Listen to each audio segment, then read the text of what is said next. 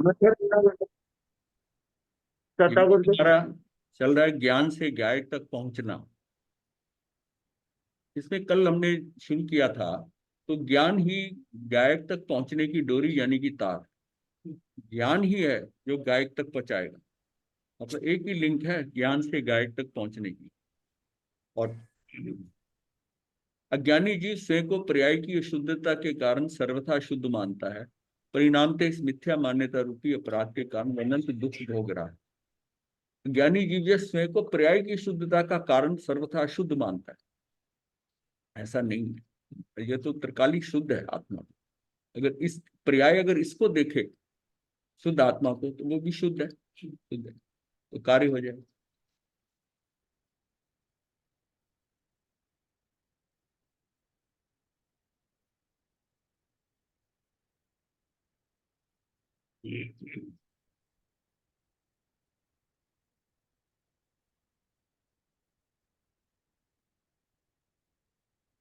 प्रत्येक आत्मा में ज्ञान है। वास्तव में ज्ञान ही आत्मा है। अभेद से एक और भेद से दो है। अभेद से तो एक है और भेद से दो है। आत्मा में ज्ञान का होना आत्मा का स्वभाव है। आत्मा में ज्ञान का होना आत्मा का स्वभाव है। ज्ञान में आत्मा का होना, ज्ञान में आत्मा का होना आत्मा का पुरुषार्थ है। हमारा ये पुरुषार्थ है। आत्मा में ज्ञान तो है, उसका स्वभाव है। ज्ञान में आत्मा आ जाए, ज्ञान में आत्मा का होना आत्मा का पुरुषार्थ है, पुरुषार्थ है। ज्ञान में आत्मा आ गई ना, अपने जानने में आ गई, जानने में आ गई, ये पुरुषार्थ से आएगी। स्वभाव से तो वो है उसमें, पर मेरे जानने में आ गई। तो बस ये ज्ञान में आत्मा का होना आत्मा का पुरुषार्थ है। अर्थात ज्ञान पर्याय में आत्मा जाना जाए, वही पुरुषार्थ, यही पुरुषार्थ है। मतलब उसको अपने को पहचानना है ना। जानकारियां तो बहुत हो जाती हैं, पर हमने तो उसको देखा नहीं। जब तक एक बार देख लेता है ना, जैसे व्यक्ति को बताते हैं वो व्यक्ति ऐसा है, वो लंबाई इतनी है, रंग उसका गोरा है, बाल ऐसे ऐसे हैं, उसको सारा आइडिया दे दो, तब भी वो सारी जो जानकारियां है ना, वो एकदम कंफर्मेशन नहीं देती कि भाई ये वो ही व्यक्ति है। तो उसको कोई पिक्चर दिमाग में नहीं होती। एक बार उस आदमी को दिखा दो कि ये फलाना फलाना ये आदमी, अब उसकी लंबाई चौड़ाई कुछ बताने की जरूरत नहीं है, उसके बारे में इतनी डिटेल बताने की जरूरत नहीं है।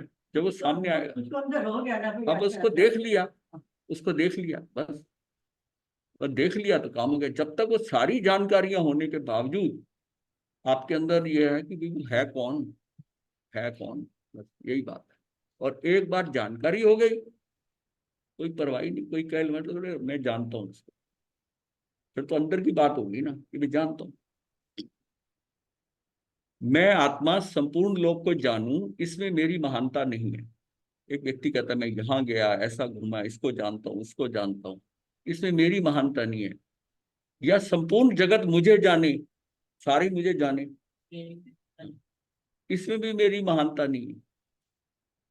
मैं स्वयं को जानूं और पहचानूं, इसी में मेरी महानता है। मेरा जानना भी हो जाए, पहचानना भी हो जाए कि हाँ ये है। जानना तो वैसे हो जाता है, कई चीजें। जानना क्या है? आगम ज्ञान और आत्म ज्ञान में यही फर्क है। आत्म ज्ञान जो है वो दूसरा पढ़ा सकता है, आप जान सकते हो। तो आगम ज्ञान आप इकट्ठा कर सकते हो, सारा कुछ कर। आत्म ज्ञान आपको स्वयं करना। आगम ज्ञान एक तरफ है, आत्म ज्ञान एक तरफ। आत्म ज्ञान हो गया, आगम ज्ञान उतना नहीं है, तब भी कार्य हो जाए। आगम ज्ञान हुआ, आत्म ज्ञान नहीं हुआ, यही के यही है, पांडित्य है। तो सारी इंपॉर्टेंस कहाँ है, महत्व किसका है? आत्म। इसके ऊपर ही सारा जोर है धर्म का। इसी से ही मुक्ति का मार्ग मिलता है। इसका मतलब इसकी इतनी इंपॉर्टेंस है कि अपने को तो यही मार्ग पकड़ना और यही पकड़ाना है किसी को। इसके अलावा कोई दूसरा मार्ग ही नहीं है। दूसरे मार्ग सारा संसार में घुमाएंगे। ये बात अगर समझ में आ जाती है, तो फिर उसके लिए बड़े छोटे टिप्स हैं, वो हम कई बार डिस्कस कर चुके हैं, पर हमने को वही करना है, उतना ही करना। और हम क्या करते हैं कि हम आगम ज्ञान जो है ना, मैंने ये पढ़ लिया, मैंने वो पढ़ लिया, मैंने ये पढ़ लिया, वो सारा पांडित्य आ जाता है, खूब जानते हैं, याद भी है, अच्छे प्रवचन भी दे रहे हैं, सब कर रहे हैं, पर आत्मज्ञान नहीं है। तो फिर क्या है? बाहर का ही हुआ ना। हाँ, बाहर का ना, इसका मतलब संसार एक अच्छा संसार बन गया, बढ़िया संसार मिलेगा, और बढ़िया संसार मिलेगा। मुक्ति के मार्ग में वो नेशनल हाईवे का परमिट ही नहीं मिलता। नेशनल हाईवे का परमिट मिलता है तो वो उस मुक्ति के मार्ग पे चढ़ेगा ना, उसको उसका वीजा ही नहीं लगता तब तक जब तक उसको ये नहीं। तो अपने को सारी साधना उसी पे करनी है जिससे रास्ता क्लियर हो। हम क्या कर रहे हैं? दाएं बाएं घूम रहे हैं। भाई इस बात को समझ रहे हैं, और ये समझ में आ जाता है तो बस इसी को पकड़ के चलना। और ये एक बार अचीव हो गया, फिर किसी को बताने की जरूरत नहीं किसी को, फिर तो आपको खुद ही पता चल गया क्या हो गया। तो ज्ञान से गाय तक पहुंचना ही आत्मा का अनंत वैभव की उपलब्धि है। वास्तव में जिस साधक को ज्ञान की अनुभूति होती है उसे गाय की अनुभूति नियम से होती है। जिस साधक को ज्ञान की अनुभूति होती, ज्ञान की अनुभूति होती, यहाँ तक कि ज्ञान की अनुभूति एवं गाय की अनुभूति दोनों भिन्न भिन्न अनुभूति नहीं है। ज्ञान की अनुभूति हुई तो वो गाय के साथ में ही होगी।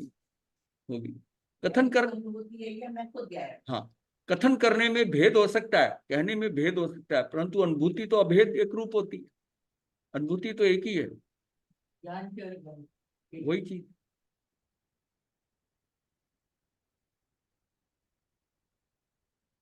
ऐसा कहा जाता है कि पारसमणि यदि लोहे को स्पर्श करे तो लोहा सोना बन जाए, परंतु ऐसी कोई पारसमणि नहीं है जो लोहे को स्पर्श करे तो लोहा पारसमणि बन जाए। तो फिर ये बात हुई थी कि राग राग की पर्याय को लोहे की, और वीतराग पर्याय को सोने की, और त्रिकालिक ध्रुव भगवान आत्मा की पारसमणि की उपमा दिया। अगर मेरी पर्याय जो है वो पारसमणि जो आत्मा है उसको छू जाए तो ये वीतराग की पर्याय हो जाए। सोना बन जाएगा। हाँ, ये बन जाए, ये वीतराग पर्याय सोने की, और त्रिकालिक ध्रुव भगवान आत्मा को पारसमणि की उपमा दी गई है। आत्मा के स्पर्श से अर्थात साक्षात्कार यानी कि अनुभव से राग की पर्याय भी वीतराग पर्याय में परिवर्तित हो जाती है। वीतराग पूरी तरह नहीं, अनंतानुबंधी कषाय को टूटना ही इटसेल्फ कि वो वीतरागता की तरफ बढ़ गया। ये आगे क्लियर है कि जिस साधक ने लोहे रूप राग की पर्याय को हे, अब यह है कि लोहे रूप उसको जो पर्याय हो रही है उसको मान रहा है कि ये है, और सोने रूप वीतराग पर्याय को उपादे, ये भी जानते हैं। ये पहले जानकारी के लेवल पे है कि लोहे रूप जो मेरी राग की पर्याय है ये है। मुझे किसी पे राग आ रहा है तो ये भी मन में आए कि ये मैं गलत हो रहा है, ये है, हे है। सोने रूप वीतराग पर्याय को उपादेय है माना, वही साधक पारसमणि रूप त्रिकाली गायक सभा को परम उपादेय मानता है। उस समय वो उसको परम उपादेय मानता है, मतलब आत्मा को मानता है। वो समझ रहा है कि इस बात को कि त्रिकाली गायक भाव ही को आत्मा उपादेय मानता है। यहाँ ध्यान देने योग्य बात यह है कि यदि लोहा ना होता तो पारसमणि किसे बनाता? तो अतः वर्तमान पर्याय में राग जानकर निराश होने की जरूरत नहीं है। राग की पर्याय से ही वीतराग पर्याय रूप परिणमन होता है। अभी राग हो रहा है तो ये राग ही वीतराग में कन्वर्ट होगा ना, तो उसमें घबराने की क्या बात? उसकी कोई बात नहीं। राग की पर्याय से वीतराग पर्याय रूप परिणम होता है, ये हौसला दिया जा रहा है।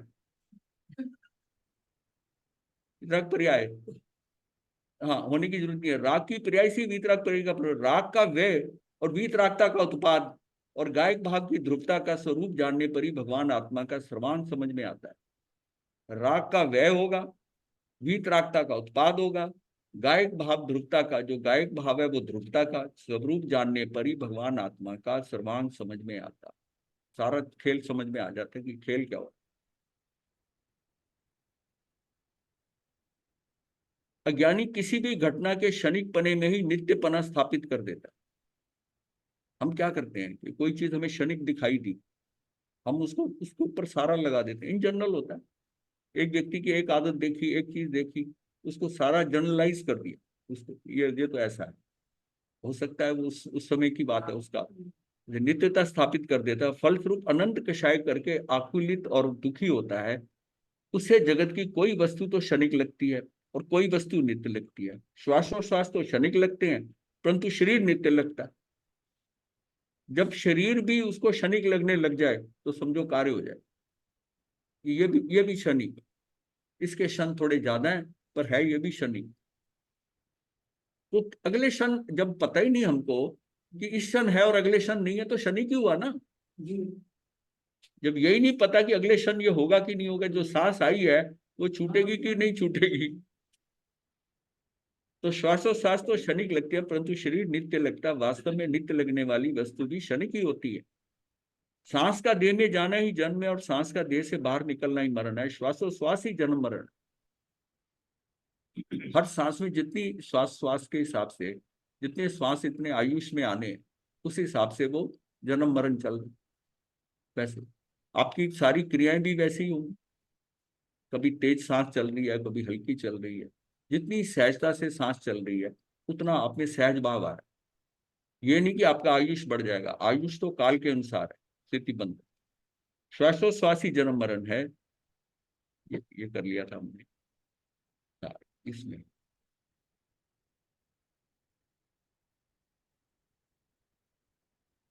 मनुष्य भव को क्षणिक जानकर जिस जीव को मरण रूपी किनारे का विचार आता है, उस जीव को आत्म कल्याण करने की भावना भी उतनी ही तीव्र गति से प्रबल होने लगा। ये जब हमको ये प्रबल होती है ना, बात ये होती है कि जब आयु आयु बढ़ती है ना, उसमें इतना महसूस तो होने लग जाता है कि अब समय कम है, समय कम है। लेकिन उस समय ना शरीर में ऊर्जा भी कम है, पुरुषार्थ भी कम होगा। सदा भान उस समय फिर वो सोचता है कुछ करने की, तो उससे उतना होता नहीं। और फिर वो हताश होता है, दुखी होता है। फिर याद करता है कि मैंने पहले करना था, मैंने क्यों नहीं किया। सदा भान बना रहता है कि जन्म दूर होता जा रहा है, मरण निकट आ रहा है। अज्ञानी को पीछे भूतकाल मुड़कर देखने की आदत ऐसी हो गई है कि अनागत में आने वाला मरण दिखाई नहीं देता। सच तो यह है कि अज्ञानी मरण को देखना ही नहीं चाहता। मरण का पता, लेकिन उसको देखना नहीं चाहता। मैंने नहीं मरना, ये तो दूसरे मर रहे हैं। किसी अन्य को मरण देख भी ले तो भी अपने मरण का एहसास नहीं होता। जब तक जीव को जगत के सभी क्षणिक पदार्थ क्षणिक नहीं लगते, तब तक नित्य आत्मा का विचार नहीं आता। आत्मा की खोज करना तो बहुत दूर की बात है। अतः क्षणिक पदार्थों में से भेद दृष्टि हटाकर सभी क्षणिक पदार्थों को त्रिकालिक गायक आत्मा से भिन्न जानना चाहिए। पहले यही जान लो कि सारे जो है ना, ये आत्मा से भिन्न है। कोई भी क्रिया करते वक्त इस बात की जागृति रहनी चाहिए कि इस क्रिया से इस समय के लिए ही, अगले क्षण में वो क्रिया होने वाली नहीं है। ये हमने जो प्राग भाग में जाना था, प्राग भाग में, प्राग भाग में यह है कि जो पीछे गुजर गया, उससे तो समय एक समय भी खराब नहीं करता। और हम ज्यादातर उसी में लटके रहते। हाँ, कोई क्रिया करते वक्त इस बात की जागृति रहनी चाहिए कि यह क्रिया उस समय के लिए ही है। यानी ये जो अभी हो रहा है, ये इस समय की है, ये क्षणिक उसका उपादान है। कोई कर रहा है या मैं कर रहा हूं, ये क्षणिक है क्रिया। ये बाह्य की क्रिया क्षणिक है बिल्कुल, और ये खत्म हो जाएगी, ये भी खत्म हो जाएगी। दुख आता है तब भी इसको पता चल रहा है कि ये एवरलास्टिंग नहीं है, ये सदा के लिए नहीं है। पर हम जब दुखी होते हैं, दुख में आने, तो हमें लगता है कि ये पता नहीं जाएगा ही नहीं। और सुख आता है तो इतने खुश होते हैं कि ये समझते हैं सुख मिल जाएगा, पर दोनों ने जाना है, दोनों का काल है। इस प्रकार की विचारधारा से कषाय भाव सहज ही मंद होने लगते हैं। मतलब अगर हम ये क्रिया को, ये जो क्रिया हो रही है अभी, वो अगले क्षण होने वाली क्रिया अगले क्षण के लिए ही है, उसका आगे के क्षण के लिए नहीं है। ये बात है कि हमको वर्तमान में ही जीना है। वर्तमान में जो स्थिति हो रही है उसको सहजता ही ले लो। अगला समय जो आएगा वो बिल्कुल डिफरेंट हो सकता है। तो दुखी सुखी होने की क्या बात है। आत्मा में विकल्प की तरंगें उछलती हैं, ज्ञान की धारा बहती है। राग द्वेष रूपी विकल्प की उत्पत्ति कर्मोदय के निमित्त से होती है, जबकि ज्ञान का परिणमन किसी परद्रव्य के कारण नहीं होता। जितना जितना मेरा ज्ञान ज्ञान जो है पक्का होता जाएगा, हम बाहर की जो धारा तरंगें उछलेंगी, उससे हम अप्रभावित रहेंगे। हमारे पे प्रभाव कम होने लगेगा। जितनी हमको पहले घबराहट होती थी, कैसे होती थी, अब क्या है कि नहीं होगी। अब ये बात है कि ये भी क्षणिक, ये भी टल जाएगी, कोई ऐसी बात नहीं। फिर उसके लिए यह कि अपने ही कर्म किए हुए हैं, तो दोष अपने पे दोगा तब भी वो आकुल व्याकुल नहीं होगा। तो परद्रव्य के कारण नहीं होता। ज्ञान आत्मा का स्वभाव है, अतः आत्म द्रव्य को सहजपने के समान ज्ञान के परिणमन में ही सहजपना होता है। अब उससे मेरे में सहजपना आ जाएगा कि जो हो रहा है ना ये थोड़े टाइम का है, वो इतना सहजपना आ जाए। उसकी मैं एग्जांपल देता हूँ कि जब ट्रेन के अंदर जाते हैं तो उसके बाथरूम जो है, टॉयलेट है, जो भी है, वो इतना ढंग का नहीं होता, ये नहीं होता, या उसमें सुविधाएं नहीं मिल रही पूरी कर। तो हमारे में क्या होता है, मेरी यात्रा, मेरा तो 2 घंटे बाद स्टेशन आ जाना, मुझे क्या लेना देना। कोई रिपोर्ट थोड़ी करता है कि इसमें स्मेल आ रही है या पानी नहीं है, ठीक है, उसमें मैनेज कर लेता है किसी तरीके। वो जो मैनेज करता है उसमें क्या हुआ, उसमें टेम्पररी उसमें सहजता आ गई, क्योंकि उसने अपनी यात्रा को क्षणिक मान लिया। अपनी यात्रा को ये समझ लिया कि ये तो मुझे क्या इस चक्कर में पड़ना, इसमें ये सुविधा नहीं, है नहीं, मेरी तो यात्रा खत्म हुई, मैंने तो गाड़ी छोड़ देनी। यही चीज अगर जीवन में आ जाती है तो बस फिर कार्य हो जाता। मतलब अपने को तो धीरे धीरे सहज होना है ना, तो सहज सहज होना ही जरूरी है। और सहज वही होगा जो सजग होगा। और सहजता आते आते ही फिर वो सरलपना आ जाता है, फिर इतना सहज हो जाता है कि हर चीज ठीक लगती है, सरल हो जाता है। विकल्प जो आते हैं ना, विकल्प जो है औदिक भाव, विकल्प, और मैं परम परिणामिक भाव हूं। तो विकल्प क्षणिक है, मैं नित्य हूं। आता है कि जो चीज क्षणिक है, जो थोड़ी देर के लिए आया, वो जो नित्य है उसको चक्कर में डाल देता है। अगर उसको समझ नहीं है कि मैं तो नित्य हूं, मेरा कुछ नहीं कर सकता, ये आत्मा का जो है, मैं ऐसा हूं, मैं जीव ऐसा हूं कि मेरा कोई कुछ नहीं कर सकता, कुछ मेरा ऐसा कुछ नहीं हो सकता बुरा हो सकता। उसका क्या बुरा हो सकता? जो बुरा होना है वो उसके शरीर का होना है, उसका क्या बुरा होना है? आत्म प्रदेशों का क्या बुरा होना है? अमूर्तता, उसका क्या बुरा हो सकता? लेकिन जब हम शरीर के साथ सोचते हैं अपने को जोड़कर, तब हमें लगता है कि ये दुख आया, सुख आया, ये तो खराब, ये सोच है। पर पर कोई मेरे आत्म प्रदेशों को, किसी को कुछ कर सकता है? मेरे ज्ञान के उसको उसको कुछ कर सकता है? नहीं कर सकता। पर इतनी दृष्टि हमारी संकुचित होकर उस ज्ञान में आ जाए अगर, कि मेरा ये कुछ नहीं कर सकता, कोई कुछ नहीं, मेरी आत्मा का कुछ नहीं हो सकता। यही हो सकता है ना, ज्यादा से ज्यादा ये छूट जाएगा, शरीर नया मिल जाएगा, क्या हो जाएगा? कुछ नहीं होगा। तो डर का है? कोई डर नहीं। ये क्या, ये भय निकाल देगा अंदर से। भाई डरना किस बात का, जब तेरा कुछ हो ही नहीं सकता, तेरा नुकसान नहीं हो सकता, तेरे में कुछ हो ही नहीं सकता, वो कुछ बाहर वाला कोई तीसरा व्यक्ति कुछ कर ही नहीं सकता, तो फिर तुझे डर किस बात का? कोई मार नहीं सकता तुझे, कोई कुछ नहीं कर सकता, तेरे में से कोई एक आत्म प्रदेश ले नहीं सकता, तेरे अंदर कुछ डाल नहीं सकता, तो फिर डर किस बात का? इस ये भाव इतनी बड़ी, जैसे इंश्योरेंस होती है ना आदमी की, कि मेडिकल इंश्योरेंस, या मरने के बाद इतने पैसे, वो कितना आदमी निर्भीक हो जाता है, डर जाता है कि अगर कुछ होगा तो मेरी तो इंश्योरेंस है, मतलब वो कंपनसेट होगी। इंश्योरेंस में तो कंपनसेट होगी, इसमें है कुछ होगा ही नहीं तेरा कोई तो। मतलब अपने को ये दृष्टि जो है ना, ये पक्की करनी कि तेरा बाल भी बांका नहीं हो सकता। कर्मों से जो कुछ भी होगा बाल बांका, वो इसका होगा, तेरा क्या जाएगा? तेरा कुछ नहीं जाएगा। और तू जब दुखी होता है तो इसके साथ जुड़ा हुआ है, अगर ये समझिए मेरा कुछ होकर ही नहीं सकता, जिसका कर रहा है वो भुगते अपना। तब हमारी दृष्टि को यहां तक पहुंचने के लिए बहुत समझ करके, बहुत हिम्मत करनी पड़ेगी, पुरुषार्थ करना पड़ेगा। पर इसको पहले, सबसे पहले समझना इस लेवल का जरूरी है।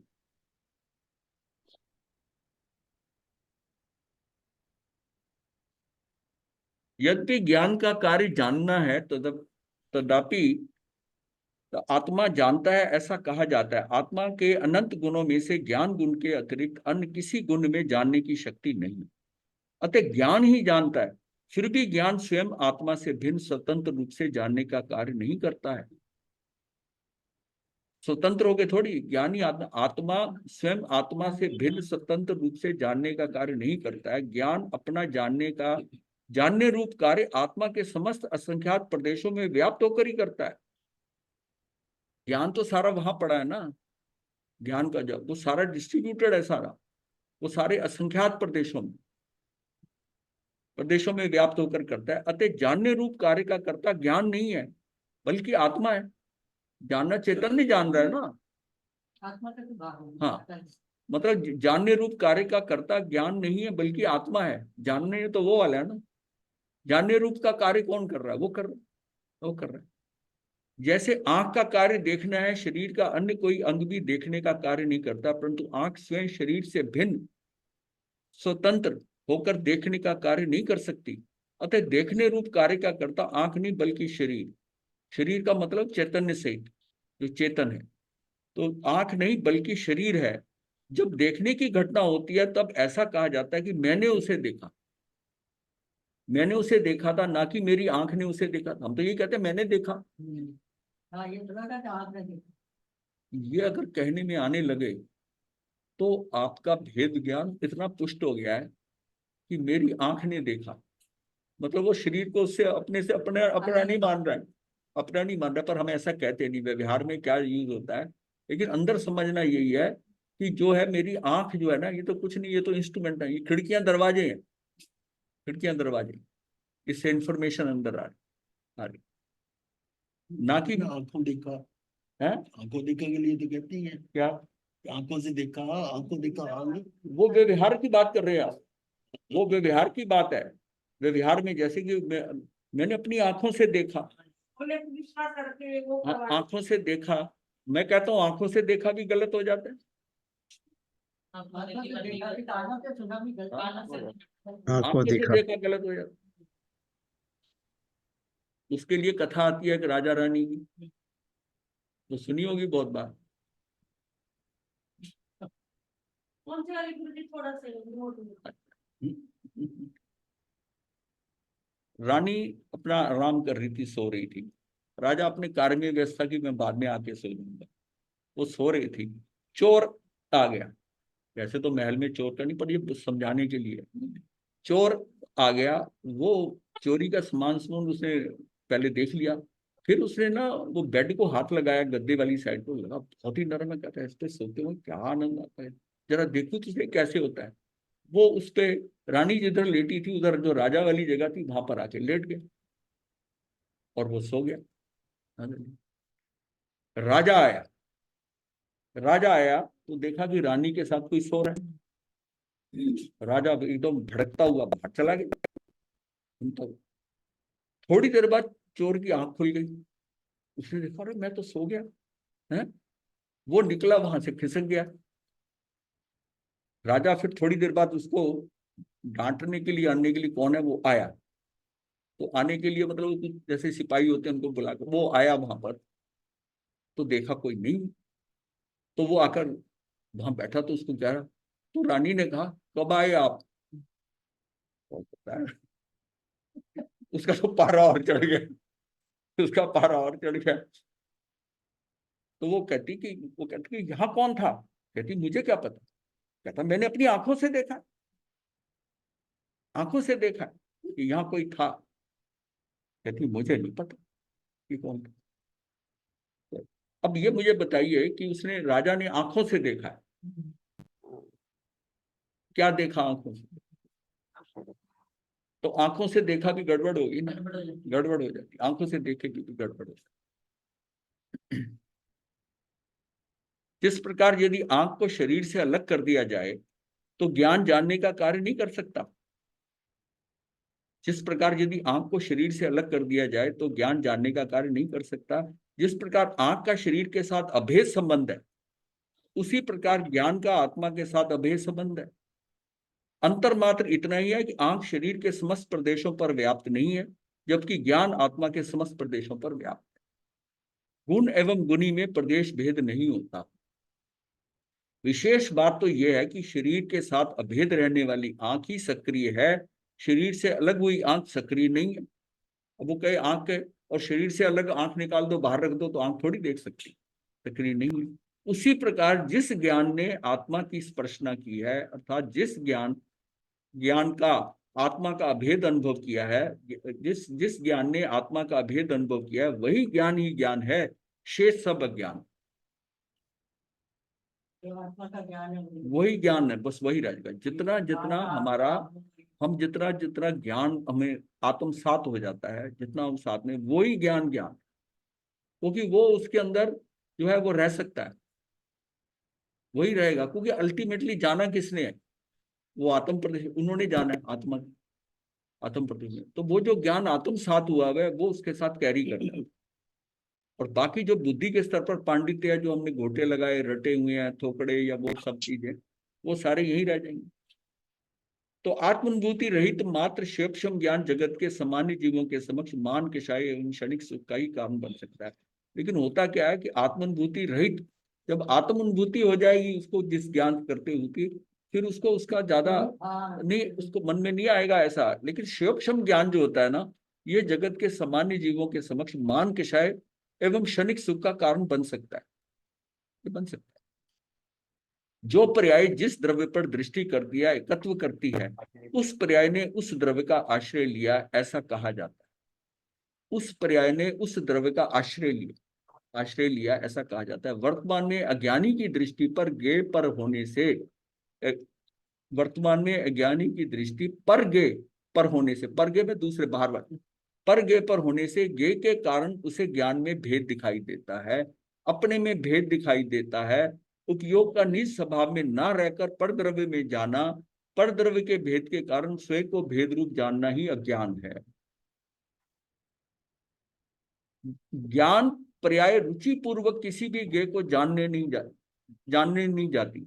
मतलब ज्ञान पर्याय जो है रुचि पूर्वक किसी भी गे को जानने नहीं जाती। श्रद्धा गुण की पर्याय जिसमें सुख मानती है, वह चरित्र गुण की पर्याय जो परिणति है, वहां जहां ढलती है ज्ञान पर्याय उसी गे को जाती है। बहुत इंपॉर्टेंट बात कि मतलब ज्ञान पर्याय रुचि पूर्वक किसी भी गे को जानने नहीं जाती, ज्ञान की पर्याय नहीं जानने जाती। श्रद्धा गुण की पर्याय, श्रद्धा गुण की पर्याय जिसमें सुख मानती है, उसको सुख लगता है। और चरित्र गुण की पर्याय जो परिणति है, वह जहां ढलती है, ज्ञान पर्याय भी उसी गे को जानती है। यही कारण है कि आत्म ज्ञान प्रकट होने में ज्ञानावरणीय कर्म, ज्ञानावरणीय कर्म को नहीं अपितु दर्शन मोहनी कर्म के निमित्त कारण था। शब्दों में नहीं समझो, मेरी उसकी रुचि और श्रद्धा किस पे आई, वो पहले पक्की होनी चाहिए। अगर मुझे जिसको पढ़ रहा हूं उसमें रुचि है, मुझे अपने गुरु पर पूरी श्रद्धा है, पूरी रुचि है, ये भी करेगा। वो जो उसकी रुचि और श्रद्धा है वो उसको जो पकड़ाएगी, जो पकड़ेगी वो पकड़ेगा। अगर उसकी मान लिया उसके प्रति श्रद्धा नहीं है, श्रद्धा नहीं है, तो उसका ज्ञान जो है वो वैसा नहीं होगा। श्रद्धा गुण पूरा, ये जो बता रहे हैं पूरा, हाँ नहीं सही, उनके उनके व्यक्तित्व के प्रति भी श्रद्धा, उनकी कही हुई बात पे भी श्रद्धा। मतलब यह है कि श्रद्धा गुण की पर्याय जिसमें सुख मानती है। आज पता नहीं क्या बता दिया। अब जैसा होता है कि जो कुछ लोग ऐसे हैं कि जो स्टूडेंट होते थे, वो कहते थे कि भाई आज क्लास में नहीं गए ना, तो तू जो क्लास में पढ़ाया हो ना, तू अपने नोट्स वाली कॉपी दे दियो। अब वो क्या वो उतना समझ पाता है? नहीं समझ। जिसने वो क्लास अटेंड की है उसको जो इतना समझ है उस ज्ञान की, जो उसकी बारीकियां उसको समझ आई है, जो उस टाइम भाव लिए उसने, वो है। हाँ, जिसने उसको स्थूल रूप से जाना, बाद में जो है ठीक है किसने नोट कर लिया, या वो कोई और समझाए, जो और समझाएगा उस पर भी हमारी उतनी श्रद्धा नहीं होगी जितनी टीचर या अपने गुरु पे होगी, कि वो कुछ नहीं होते। और उसको उसके बताने में भी हमें लगेगा ये पता नहीं कितना समझ पाएगा, ठीक बता रहा है कि नहीं बता रहा। तो वही मेरी श्रद्धा डाउन होगी। जब श्रद्धा मेरी नीचे होगी तो मेरी पकड़ में वो चीज नहीं है। अब इस इन्हीं शब्दों को अगर आप ना ऐसे पढ़ते रहो ना, कई चीजें हम पढ़ते हैं उसके अंदर से वो जो सार है वो निकल नहीं पाता। कि ज्ञान, अगर एक लाइन ये बोलता हूं, ज्ञान पर्याय रुचि पूर्वक किसी भी गेय को जानने में नहीं जानने नहीं जाती। ज्ञान की पर्याय नहीं किसी को जानती रुचि पूर्वक। श्रद्धा गुण की पर्याय जिसमें सुख मानती है, उसको सुख लगता है। श्रद्धा गुण उसकी श्रद्धा गुण की जिसमें सुख मानती है। चरित्र गुण की पर्याय जो परिणति है, वह जहां ढलती है, ज्ञान पर्याय भी उसी गेय को जानती है। यही कारण है कि आत्मज्ञान प्रकट न होने में ज्ञानावरणी कर्म को नहीं अपितु दर्शनावरणी कर्म को निमित्त कहा है। कि अगर इसको ज्ञान नहीं प्रकट हो रहा तो इसकी दर्शन होने में कमी। जब हमने वो 23वां कर्म प्रकृति पद जाना था प्रज्ञापना सूत्र का, कि उसमें था ज्ञानावरणी कर्म के उदय में, दर्शनावर्णीय कर्म का उदय होता है, और इन दोनों के उदय में फिर दर्शन मोहनीय का उदय होता है, और दर्शन मोहनीय के उदय में जीव मिथ्यात्व में जाता ही है। हाँ। तो अब ये दोनों उदय हो रहे हैं, लेकिन एक्चुअल काम कौन कर रहा है? वो मिथ्यात्व में जाएगा। तो ये मतलब यही कारण है कि आत्मज्ञान प्रकट ना होने में ज्ञानावर्णीय कर्म को नहीं अपितु दर्शन मोहनीय कर्म को निमित्त कारण का है। और फिर यहाँ पर है चरित्र गुण की पर्याय जो परिणति जहां ढलती है, अब आप चरित्र आ गया, तो सारा खेल तो मोहनीय कर्म का हो गया। उसमें पहले दर्शन मोहनीय आपकी श्रद्धा का, और फिर उधर ढलना, उस तरह करना, वो चरित्र मोहनीय का हो गया। सबसे बड़ी बात है कि दर्शन मोहनीय उसको आने नहीं देता, जो आप चाहते हो उसको आने नहीं देता, और वो चरित्र मोहनीय उसको उसमें टिकने नहीं देता। दोनों की क्वालिटीज अलग अलग है। चरित्र मोहनीय जो टिकने नहीं देता, यहाँ तक कि उसको सम्यक दर्शन का जो औपशमिक सम्यक दर्शन, तब भी जो चरित्र गुण है वो उसको गिरा देता है। चरित्र गुण टिकता क्या, तभी वो शायद स्वादन से नीचे गिरता है ना, दो से, मतलब उसको हुआ सम्यक दर्शन हुआ, और जैसे हुआ औपशमिक सम्यक दर्शन, साथ में ही अनंत अनंत कोई चौकड़ी जो है ना वो उछल कर आ गई, वापस आ गई, और वो गिर गया, और गिरेगा तो सीधा कुछ क्षण के लिए आया।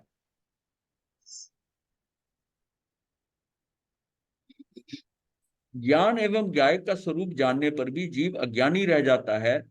ज्ञान एवं ज्ञाय का स्वरूप जानने पर भी जीव अज्ञानी रह जाता है, क्योंकि पर पदार्थों में तो सुख बुद्धि छूटे बिना उपयोग पर से हटकर गायक में स्थिर होता नहीं।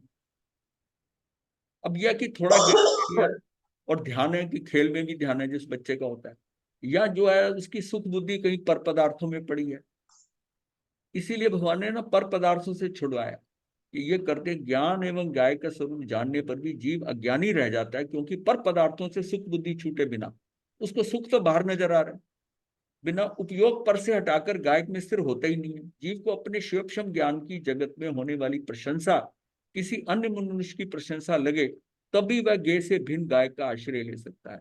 अगर कोई कुछ जान भी गया ना उसको, तो उसकी जो प्रशंसा है वो किसी अन्य मनुष्य की लगे, उसको अपनी प्रशंसा ना लगे, तभी वह गे से भिन्न गायक का आश्रय ले सकता है। समझ में आ रही है बात की नहीं आ रही? शिवक्षम ज्ञान तो भावेंद्रीय है, भावेंद्री द्रवेंद्री एवं भावेंद्री के विषय के गेय को श्रेणी में रखा है, वे क्षणिक हैं, और गायक का स्वरूप इन समस्त गेयों से भिन्न नित्य है। वो जो है ना शिवक्षम ज्ञान है, शिवक्षम ज्ञान है वो भावेंद्री है, और ये क्षणिक है भावेंद्री। और जो गायक का स्वरूप है इन समस्त गेयों में वो भिन्न, वो नित्य है। अगर मेरा वो क्षणिक वाला, मैं इतना उसके अंदर मतलब मेरी रुचि हो जाती है, आदमी कई बार डिस्कशन करते हुए इतना गहरे में चले जाता है, इतना होता है, वो क्षणिक नहीं है, तो उतना ही आत्मा वो नित्य होता है। नहीं तो हुआ कोई बात समझ में आई, थोड़ी देर बाद फिर हिल गया, दृष्टि और चली गई, कोई डिस्टर्ब कर दिया किसी ने बीच में। ये जो डिस्टर्बेंस पे कहते हैं लोग कि कोई बच्चा ना बोले, आहट आहट होती है, कोई आ जाता है व्यक्ति, तो जो प्रवचन भी चल रहा होता है तो जो बोलने वाला होता है वो उसको मुश्किल होती है, उसका जो है ना कंटिन्यूटी ब्रेक होती है, और उसकी भावधारा जो है ना, जो धारा चल रही होती है, धारा प्रभाव टूट जाती है। तो जानने में भी ज्ञान में भी यही है कि आपका जो कई बार आप चीज समझ रहे हो, नित्य धारा में बह रहे हो, ऐसा गहराई में चले जाते हो समझते हुए कि जो उसमें कई अर्थ ऐसे हैं वो निकल आते हैं शब्द, लेकिन आपकी धारा कंटिन्यू होनी चाहिए।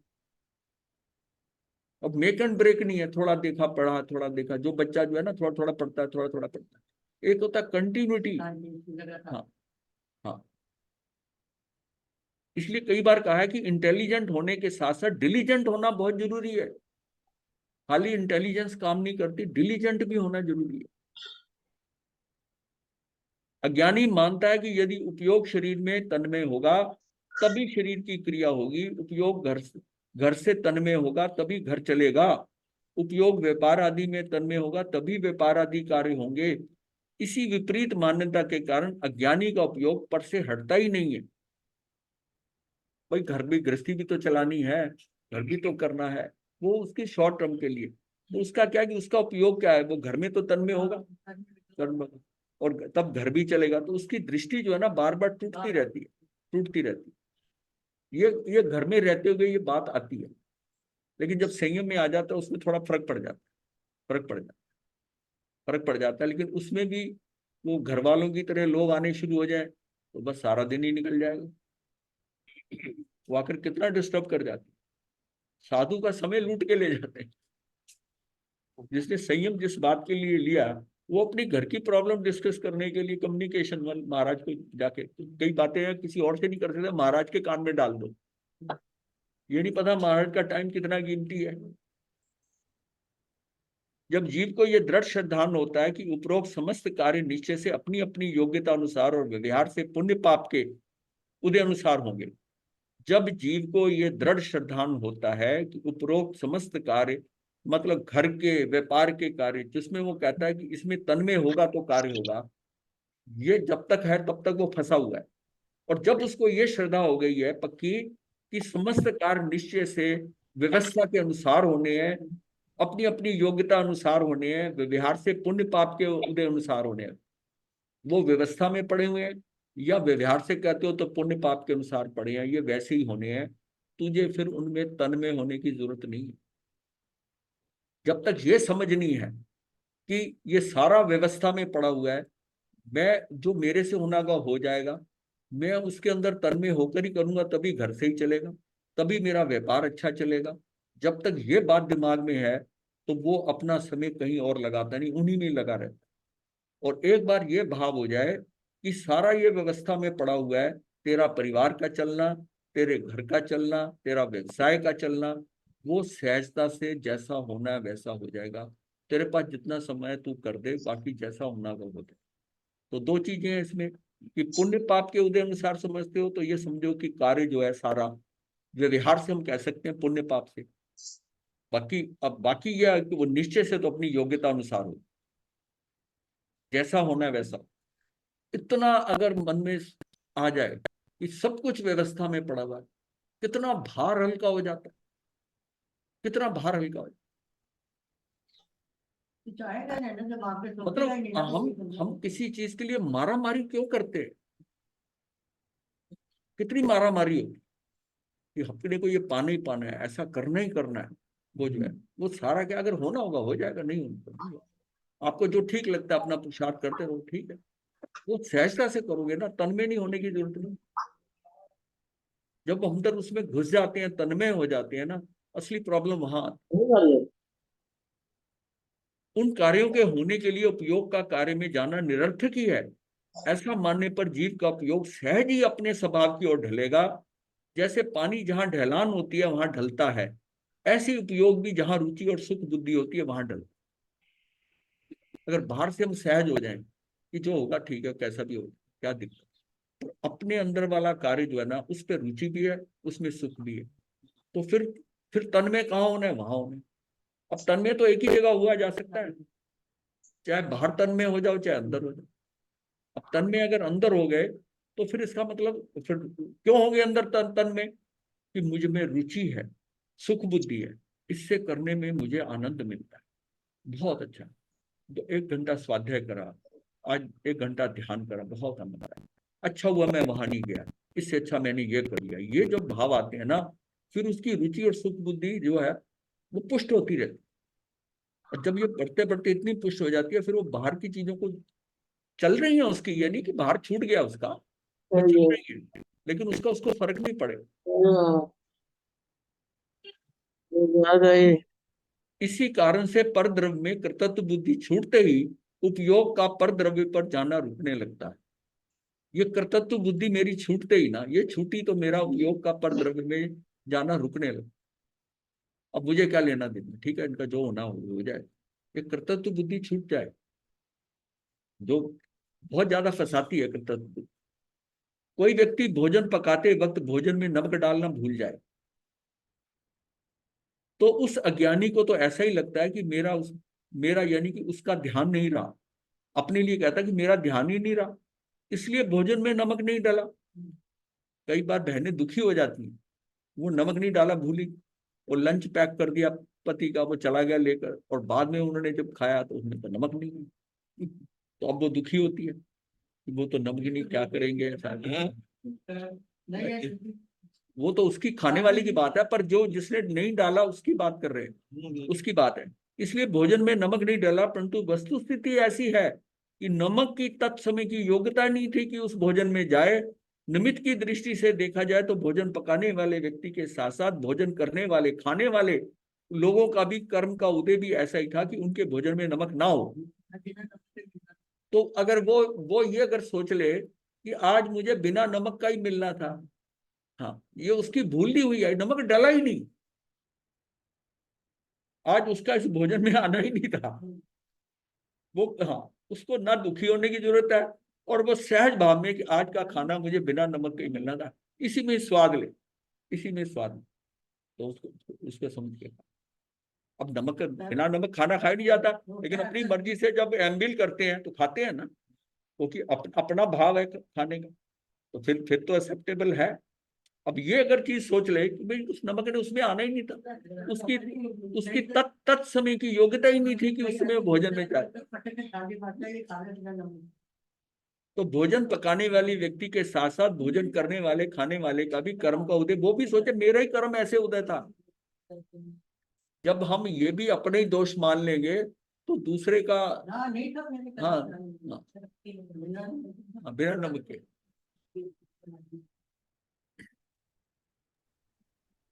ये घटना हर एक के घरों में होती है। ये नहीं कि नमक डालना भूलते नहीं है, साल में 1 या 2 दिन आते हैं जबकि नमक छूट जाता है, नमक छूट जाता है, तो कोई ऐसी बात नहीं।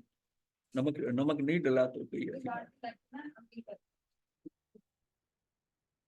तो हमारे यहाँ भी नमक जब छूट जाता था, तो हमें जो कंप्लेंट किस बात की होती थी, यानी मेरे लिए, भाई तेरा पिता तो बताता नहीं, तूने भी नहीं बताना था, पर जाते जाते तो हमें कह देते कि नमक, हमें तो कह देते, तो उसको भी नहीं कहना। और हम बल्कि बड़े आनंद से जब शाम को वापस आते थे, जिसमें नमक नहीं है, मान लिया साल में नहीं हुआ, कभी होता है, नहीं होता, तो फिर उसको आनंद से रोना, तो कोई कंप्लेन। ये दृष्टि आ जाए तो फिर क्या है, ये तो सब घरों में होता है, नमक साल में 1 आध बार 2 बार हो जाता है। तात्पर्य यह है कि हमें किसी भी अच्छा ये भी है उसको, ये भी अगर पता होता है कि ये ऊपर से नमक नहीं डालेंगे, कईयों को तो ये पता है कि नमक डाल लेंगे तो उसको ज्यादा चिंता नहीं, लेकिन जिसको ये पता है कि ऊपर से नहीं डालेंगे वो ज्यादा फील होता है, ज्यादा फील। तात्पर्य यह है कि हमें किसी भी घटना की कर्तापने का बोझ अपने सिर पर नहीं था। मेन बात यह है कि इसका बताने का सारी बात है कि मतलब किसी भी घटना का कर्तापने का बोझ अपने सिर पर नहीं उठा। नमक नहीं डला तो नहीं डलना था, नहीं आना, हो गया।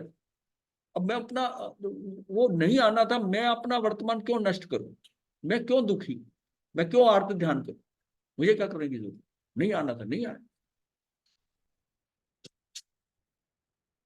ज्ञानी बाह्य में अनेक कार्य करते दिखाई देते हैं, परंतु अंतरंग में तो ज्ञानी एकमात्र ज्ञान का ही कार्य, उसका एक ही ज्ञान का ही कार्य होता है। ज्ञानी मात्र जानते हैं कि ज्ञानी का जानना सहज होता है, क्योंकि ज्ञानी को सहज ज्ञान स्वभावी आत्मा में एकत्व स्थापित हो चुका है। अतः जगत के विषय को जानने के काल में भी वे अपने ज्ञान स्वभाव को ही जानते, जिनको केवल ज्ञान हो जाता है आगे उनका भी है ना, वो अपने अपने ज्ञान में रहते हैं। जगत के विषय को जानने के काल में भी वो अपने ज्ञान स्वभाव को ही जानते हैं। एक कार्य को छोड़कर दूसरा कार्य करने की इच्छा हो तो अवश्य आकुलता होती है। जब एक कार्य हुआ उसमें मैंने ये दूसरा करना है, तीसरा करना है, तो उस व्यक्ति को उसकी आकुलता होती है। ज्ञानी तो अपना जानने रूप कार्य छोड़कर दूसरा कोई अन्य कार्य करते ही नहीं है, तो जानने का कार्य हो रहा है, उसका एक ही कार्य है, वही कर रहा है, तो दूसरा कोई अन्य कार्य करते ही नहीं है। वे जानते हैं और मानते हैं कि मैं आत्मा जानने के सिवाय कुछ भी नहीं कर सकता। मात्र आज के लिए ही नहीं, अनादि काल से अनंत काल तक मैं मात्र जानने वाला शुद्ध चैतन्य स्वरूपी गायक ही हूं। ऐसी अटल अचल श्रद्धा का नाम है सम्यक दर्शन। ये अंदर श्रद्धा पक्की हो गई कि मैं तो अनादि काल से सिर्फ जानने वाला, मैं करने वाला हुई नहीं। ज्ञानी स्वयं को ज्ञाता दृष्टा मानते हैं, इसलिए ज्ञानी को सुख प्रकट होता है। भूतकाल में अज्ञान दिशा में ज्ञानी ऐसा मानते थे कि पर का कर्ता मैं ही हूं, मैं नहीं होता तो ये कार्य कौन करता। ऐसी कर्तृत्व बुद्धि के भारवान से उन्हें जो दुख होता था ज्ञान दशा प्रकट होने पर भार वहन से मुक्त होने पर सहज सुख का भी अनुभव होता है। कितनी टेंशन होती है लोगों को, परिवारों में टेंशन क्या है कि बेटे को इंजीनियर बनाना, डॉक्टर बनाना, तो पता नहीं इतनी मेहनत कर रहा है कि एडमिशन होगा कि नहीं होगा, बेटी की शादी करनी है, उचित वर मिलेगा नहीं मिलेगा, वो पति पत्नी इसी ऊहापोह में लगे रहे, वो रिश्तों में, वो बच्चे के लिए क्या कैरियर है, उसको कैसे बनना है, कितनी टेंशन। और जब जो होना होता है वो सहज में हो जाता है, जैसा उसका होना होता है, उसके नंबर भी ठीक आ जाते हैं, उसका एडमिशन होना तो हो जाता है, वर भी एकदम मिल जाता है। लेकिन उससे पहले जितना ऊहापोह करा, टाइम वेस्ट करा, उसमें क्या फायदा? क्यों? व्यवस्था पे भरोसा नहीं था कि इसका जब होना है, जैसा होना है वैसा हो जाए। और वो सारा चीज अपने माथे ली हुई थी कि मैं कुछ करूंगा। वो उसकी पत्नी दोष देती है, भाई लड़की बड़ी हो गई है, कोई वर ढूंढोगे तो मिलेगा, घर बैठे बैठे थोड़ी हो जाएगा। उसको भगाती हैं, कराती हैं उसको, वो एक बुक करता है। और लेकिन जब होना होता है, जहां होना होता है हो जाता है। तो व्यवस्था पे डाला नहीं ना। मतलब ये अपने को सहज करने का तरीका है।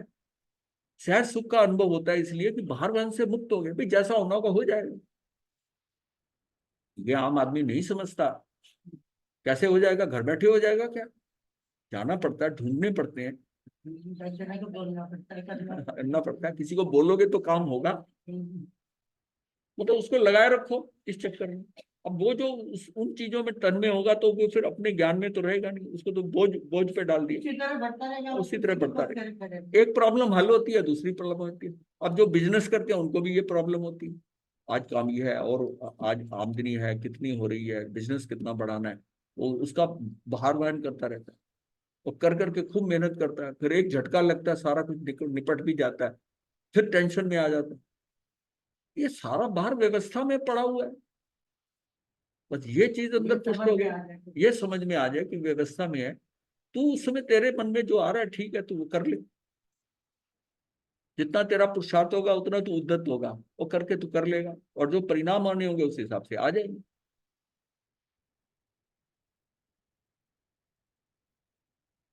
अनंत केवल ज्ञानी अनंत अनंत पर्याय में भी जो ज्ञान स्वभावी शुद्ध आत्मा में स्थिर, लेकिन करेगा तो वही जहाँ खुदा बन रहा है, जहाँ, जो जहाँ जहाँ खुदा है वैसे करे, हाँ तो, वैसे मन में हाँ तो फिर अपने अपनी उसमें मतलब ये से कि मैंने बुद्धि से किया, फिर कृतत्व बुद्धि कैसे छूटेगी? बात तो कृतत्व बुद्धि छुड़ाने की है। फिर हम उस पर आवरण भी डाल करते हैं, सारा अपने चुप के कर्तव्य बुद्धि तो फिर भोक्तृत्व बुद्धि की लाएगी। वो कहेगा देखा मैंने कैसे गाइड किया था, मैंने ढूंढा, ऐसे करा ऐसे करा। ये ऐसा, ये सारा जो है ना, ये हमने फजूल का बोझ अपने पे डाला। अब ये व्यवस्था अगर समझ आ जाए कि सारा व्यवस्थित है, तू सहज इसमें जी, और जैसा कर रहा है तू कर, जो होना होगा हो जाएगा। लेकिन ये नहीं है कि काम करने से पहले जो होना हो जाएगा, कुछ करने की जरूरत नहीं है, ऐसा भाव ही नहीं आएगा। कपड़े धोने पड़ेंगे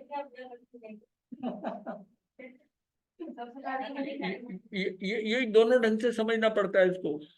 एक ढंग से समझेंगे तो गड़बड़ हो जाएगी, गड़बड़ हो जाएगी। और जो एक ढंग की दृष्टि से समझते हैं उनको ये समझ नहीं आती, उनको समझ नहीं आती कि कुछ करेंगे तो होगा। काम करने की जरूरत ही क्या? ये बात भी उसी के आएगा जिसका नहीं होना है, नहीं तो उसका ये होगा। ये हमारी इसी समय सार की क्लास में एक प्रोफेसर हैं के जन, ये जुड़ी हुई है साधी संबोधि जी। वो बता रहे थे अपना, जब एक बार मेरा डिस्कशन उनसे हो रहा था, तो वो कहते कि मैं सोचा कि जॉब के लिए ना, किसी जॉब में इस ये जो जॉब एडवर्टीजमेंट आया, मैं इसमें अप्लाई नहीं करूंगा, मुझे दिल्ली नहीं जाना है, मुझे दिल्ली नहीं जाना है। आगरा के, आगरा के मुझे दिल्ली नहीं जाना है। वो 2-4 दिन ऐड देकर छोड़ दिया। फिर 4-5 दिन बाद एकदम मन में आया, दिल्ली जाने में एक बार ऐसा कर, तू अप्लाई तो कर, अप्लाई तो कर भाई, नहीं तो ट्राई हो जाएगी, तू मत ज्वाइन करियो भाई, ज्वाइन मत करियो तू, तुझे नहीं जाना वहां पर तो ठीक। कहते मैं आ गया, आते तक लास्ट मोमेंट, लास्ट डे आकर मैं टेस्ट वगैरह जो भी हुआ, जो अटेंड करा, इंटरव्यू अटेंड किया, सिलेक्शन हो गई। सिलेक्शन होगी, इसी दौरान में कुछ जो जो सिचुएशन उन्होंने काम सोचे हुए थे उसमें कुछ गड़बड़ नजर आई, उन्होंने ज्वाइन कर लिया और वहीं से ही वो प्रोफेसर रिटायर हुए और अब ज्ञान में मतलब बहुत आगे बढ़ेंगे, ऐसी बात नहीं। लेकिन उन्होंने वो लास्ट मोमेंट पे क्यों किया, और जबकि उन्हें नकार दिया। वो आए तो उनसे इसी बात पे डिस्कशन हो रहा था, इसी बात पे डिस्कशन हो रहा था कि कैसा वो व्यवस्था में पढ़ा था कि मुझे फरीदाबाद आना है, ऐसा होना है, इस कॉलेज का ऐसा करना है। ये बातें जो है ना, ये समझ मतलब कहाँ बिस्ती पड़ी। अच्छा, ये भी उन्होंने बताया कि उनकी पत्नी धर्म में बहुत आगे थी, दिगंबर मान्यता की, तो वो अपना समय सार वगैरह खूब पढ़ती थी। ये उसको डिस्करेज करती थी, क्या किसमें लगी रहती, तो ये तो अपना उस टाइम मतलब ये प्रोफेसर और इनकी बड़ी मतलब अच्छे प्रोफेसर थे, नामी प्रोफेसर थे।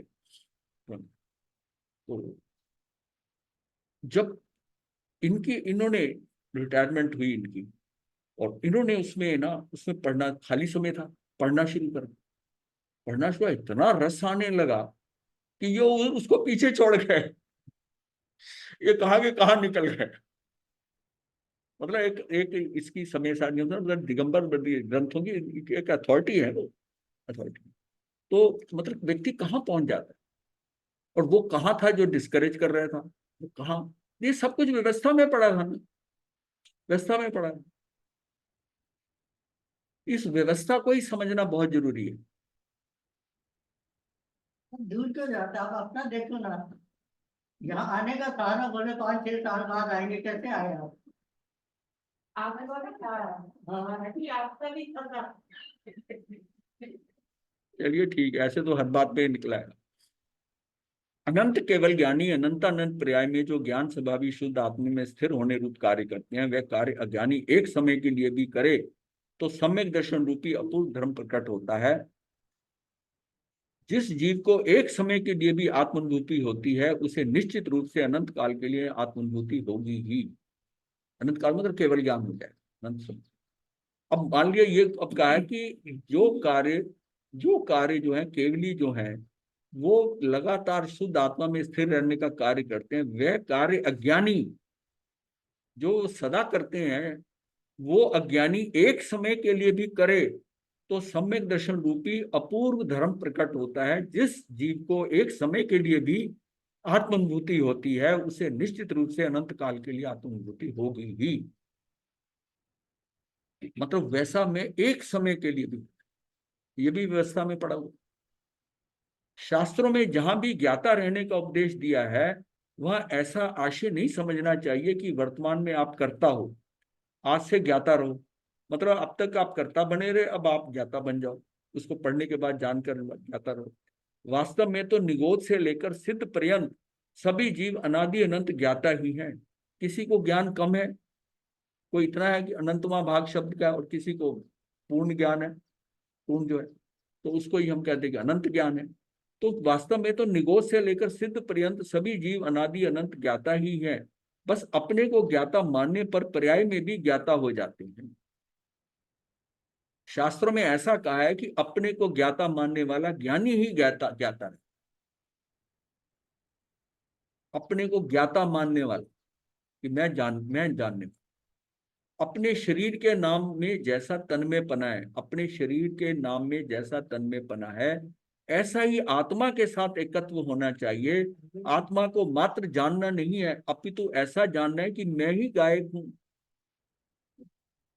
शरीर का कितना ध्यान है। ना, जैसे अपना नाम सुनते हैं तो एकदम चौंक जाते हैं ना, अपना मेरा नाम कोई ले रहा है कुछ कर। अब आत्मा का कोई नाम नहीं है, नाम नहीं है। अब उसका तो कोई नाम लेता नहीं, और मैं भी नहीं उसको जानता, तो फिर कैसे होगा। तो लेकिन अभी तो ऐसा जानने कि मैं ही गायक हूं, मैं ही जानने वाला हूं, मतलब जानने वाला कोई और नहीं है, मैं ही जानने वाला हूं। केवल ज्ञानी तो लोकालोक को जानते हैं, परंतु उस रूप जानने को आश्रय लेना नहीं कहा है, क्योंकि अरिहंत केवल ज्ञानी को लोकालोक में एकत्वपना नहीं है। केवल ज्ञानी का एकत्व तो निज आत्मा में ही, वो रहते तो अपने भी तन में रहते हैं, बाहर का जो है वो आ रहा है, ठीक झलक रहा है उनके ज्ञान के अंदर, वो आ रहा है, जा रहा है, चल रहा है।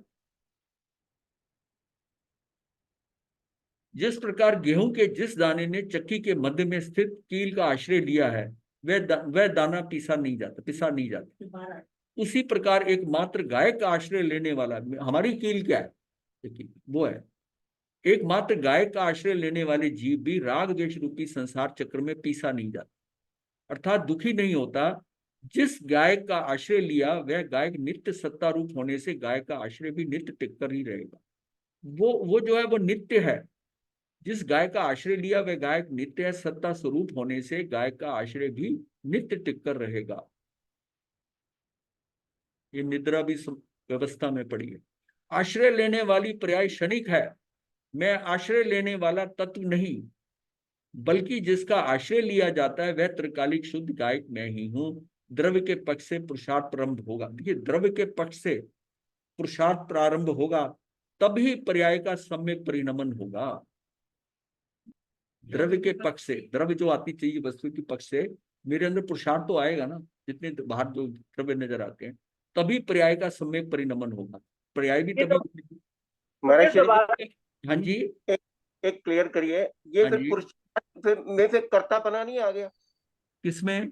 अगर पुरुषार्थ हम फिर ले आते हैं तो फिर हाँ कर्तापना आ गया, क्योंकि पुरुषार्थ मैंने किया। हाँ, लेकिन आप क्यों नहीं सोचते कि पुरुषार्थ हो गया? आपको ये पहली बात ये जोर दी है, आप सिर्फ ज्ञाता दृष्टा हो, आप करता नहीं हो, आप कर नहीं सकते। आपकी आत्म प्रदेशों में करने का कुछ नहीं है, सिर्फ मैं आश्रय लेने वाला नहीं हूँ। हाँ, इसका आश्रय लिया वो बात छोड़ जाते हो आप कर नहीं सकते। ये बात समझ लो, आप कुछ कर नहीं सकते, आप ज्ञाता दृष्टा हो। लेने वाला नहीं हूँ। ठीक है महाराज साहब। हैं? करने का काम तो इस शरीर के ये हाथ पैर जो इंद्रियां ये सारा मिला हुआ है, करने का भाव तो ये दे रहे हैं जो बाहर है आगे, ये दे रहे हैं। ठीक। ये जड़ जो है ना, ये करने का हो रहा है। जो हमारी सारी अभिव्यक्ति है अंदर की, वो अंदर की तो वो तो अमूर्त है, उसमें तो है। वो अभिव्यक्ति को कैसे वो कर रहे हैं, अभिव्यक्त कर रहे हैं, वो ये जड़ शरीर कर रहा है। और क्योंकि इसके थ्रू अभिव्यक्त हो रहा है तो मैं फंसता हूं, मैं समझता मैं ही यही हूं, मैं ही कर रहा हूं, इसलिए मानता हूं मैं करता मैं हूं। भाई मैं जो हूं वो ज्ञाता दृष्टा है, वो करता है नहीं है, वो कर सकता नहीं है। पर आत्मा भाव करती तभी तो करता है ना महाराज साहब। भावी करना है ना। हाँ भाव जी। किस लिए करता है वो? भाव क्यों करता है? भाव इसलिए कि द्रव्य द्रव्य कर्म, वो कर्म आते हैं तो भाव करता है। भाई हवा चलती है तो लहरें उठती हैं। जी जी जी। अगर हवा चले ही नहीं तो समुद्र भी एकदम एकदम ठहरा हुआ नजर आएगा। ये जो लहरें आ रही हैं ऊपर की, तो ऊपर की है। ये बात बहुत पक्की अंदर करनी पड़ेगी कि मैं करता हूं नहीं, मैं कर्म का करता नहीं हूं, मैं राग द्वेष का निश्चय से करता नहीं हूं। और जो हम करता मानते हो सारी व्यवहार की बात जी है, महाराज निश्चय से मैं करता नहीं हूं। ये बहुत पक्का करना पड़ेगा। अभी करते करते ही छूट गया आपसे। साहब, यही शुरू से बात है कभी महाराज। दोबारा करा। ये मतलब सब्जेक्ट जो था ना, ये मतलब इसको पकड़ना है। इसमें इसमें सारी चीज पकड़ने वाली ये है कि मैं करता नहीं, जी। मैं करता नहीं हूं, मैं कर सकता नहीं हूं। और जो कुछ बाहर हो रहा है ये व्यवस्था में पड़ा हुआ है, तू करने वाला नहीं है। तू भार मुक्त होकर अपने को तन में आत्मा में उस गाय स्वभाव में कर ले। तू अपनी आत्मा में लगा रहा है बस, तन में। तू वहां आ जा। वो कीली जो है ना, वो कीली पे अटका ले अपने को, तू पीसा नहीं जाएगा। और मैं जब उसमें उछल उछल कर जो इधर उधर दाना भागता है ना, वही रगड़ा जाता है। जो चुपचाप कीली पे अटक जाता है, उसका बाल नहीं बांका होता।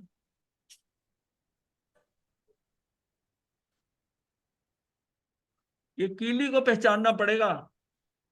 जी महाराज साहब। हाँ, हो गया टाइम, चलिए यहाँ पे। हाँ?